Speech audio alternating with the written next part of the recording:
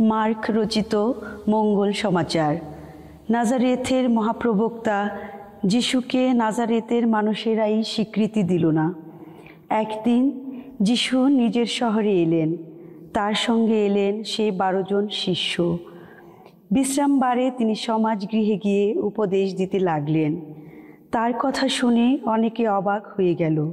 তারা বলে উঠল, এসব ও শিখল কোত্থেকে?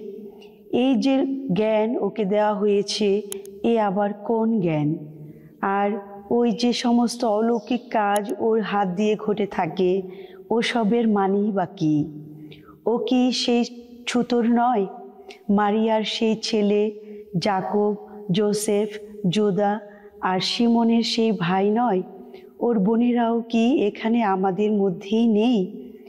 তার প্রতি তারা কেমন যেন বিরূপ হয়ে উঠল।